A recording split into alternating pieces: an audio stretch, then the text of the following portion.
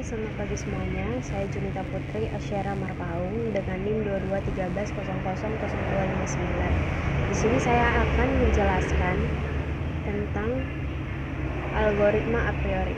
Di sini ada salah satu soal yang dimana kita baca soalnya. Dari data di samping, tentukanlah nilai support dan confidence yang tertinggi dari masing-masing kombinasi yang ada dengan nilai minimum support sama dengan 3 dan minimum confidence sama dengan 60%. Lalu kalikanlah support dan confidence-nya. Pilih nilai rules yang memiliki nilai lebih dari sama dengan 0,6%. Dia dinyatakan yes, dan jika nilainya kurang dari 0,6% dinyatakan no dan wajib dieliminasi. Oke. Di sini ada data transaksinya, yang mana ini ada berbagai macam item. Oke, langkah pertama yang kita lakukan di sini adalah memisahkan item dari tiap item set yang di sini. Dari data di sini kita bisa pisahkan menjadi 16 item. Oke. Setelah itu, langkah kedua membuat tabel tabular. Tabel tabular di sini adalah tabel yang menyatakan jumlah transaksi atau jumlah pembelian barang apa saja yang dibeli sekaligus pada tiap transaksi. Di sini ya hanya bernilai 1 dan 0. Artinya, jika dia bernilai 1, berarti ada barang yang dibeli. Lihat, di transaksi 1 itu barang yang dibeli atau item yang dibeli itu komputer, printer, pensil, dan pulpen. Jadi di tabel tabular kita mengisi angka 1 di komputer, printer, pensil, pulpen. Selebihnya kita buat 0. Begitu sampai di transaksi ke-15. Setelah itu kita menghitung total dari setiap pembelian yang ada pada tabel masing-masing. Di sini yang hanya bernilai 1 ada 1, 2, 3. Hanya untuk komputer kita beri nilai 3. Untuk printer 1, 2, hanya 2. Oke, pensil 1, 2, 3, 3 dan seterusnya sampai pada pintu angka 1 hanya 1 dan 2. Oke. Setelah tabel tabular selesai, langkah ketiga yang harus kita selesaikan ialah mencari himpunan yang sesuai dengan ambang batas yang ditentukan. Di mana ambang batas kita tadi itu ada 3. Jadi kita harus mencari total dari seluruh item ini yang lebih dari sama dengan 3. Lebih dari sama dengan 3 berarti nilai yang 3 itu ikut. Misalnya ini 1. Oke. Komputer ada 3, berarti dia memenuhi. Pensil dia ada 3, berarti dia memenuhi. Pulpen ada 7. Oke. Kertas ada 6. Oke, buku ada 7. AC dia ada 3, memenuhi. Selanjutnya oke, cukup. Jadi untuk K1 nilai yang memenuhi ambang batas lebih dari sama dengan 3 yaitu komputer, pensil, pulpen, kertas, buku, dan AC. Oke. K1 nya sudah dicari, ini semua dapatlah F1 himpunannya. Oke, setelah itu kita lanjut ke K2. K2 yang dimana mengkombinasikan tiap item yang akan membentuk sebuah item set, yang dimana dari himpunan ini kita bisa mendapatkan himpunan ini dengan cara mengkombinasikan antara komputer ke pensil, komputer, pulpen, komputer, kertas, komputer, buku, komputer, AC. Seperti perkalian silang, seperti dia dikalikan ke tiap pasangan ke depannya. Tadi udah ya, sekarang pensil, pulpen, pensil, kertas, pensil, buku, pensil, AC. Oke, lanjut ke pulpen, kertas, pulpen, buku, pulpen, AC. Oke, lalu kita mendapatkan kombinasi seperti ini dan kita mencari jumlahnya, di mana jumlah ini terdapat atau bisa kita cari lewat menghitung jumlah komputer dan pensil, menghitung jumlah transaksi apa saja yang dibeli sekaligus ketika membeli komputer dan pensil, dan dimana ini nilai yang dihitung adalah 1. Kalau 0 itu tidak dihitung.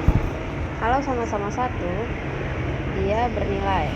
Kayak ini pensil kan komputer 1, yang sama cuman 1.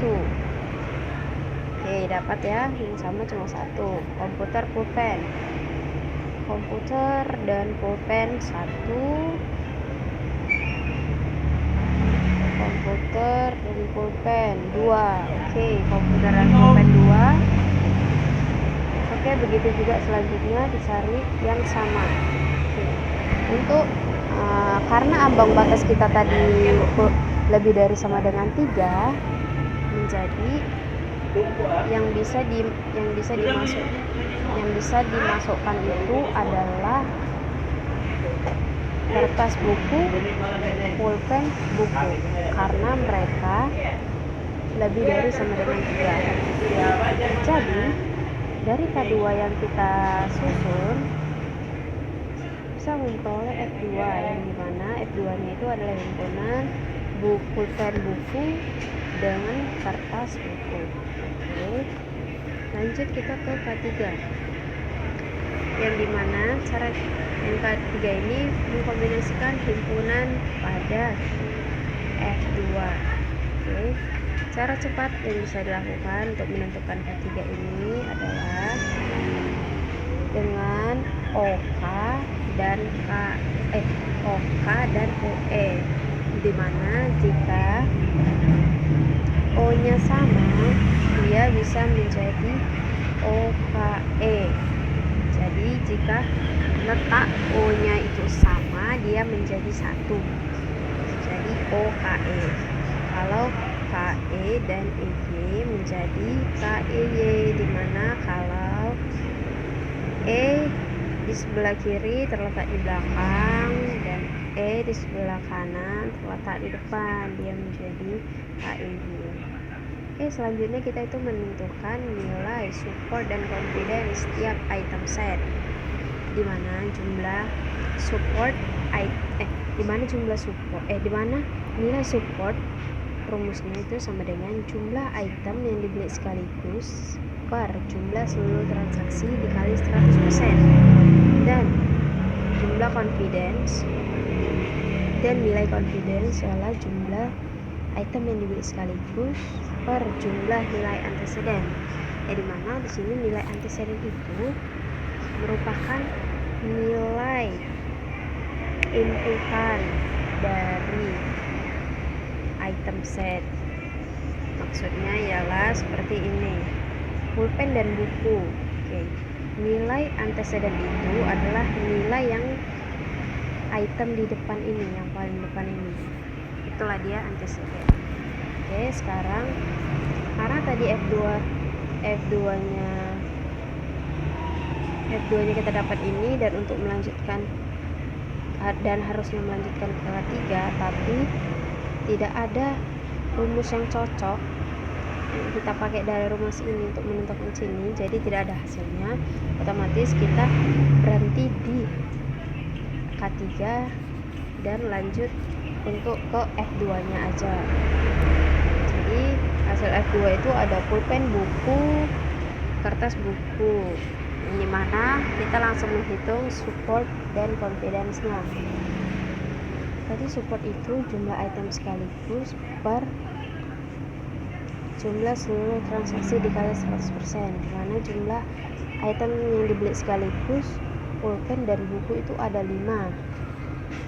Pulpen dan buku, ini dia, pulpen dan buku ada 5, otomatis 5 per banyak transaksi kita tadi berapa? Banyak transaksi kita itu ada 15.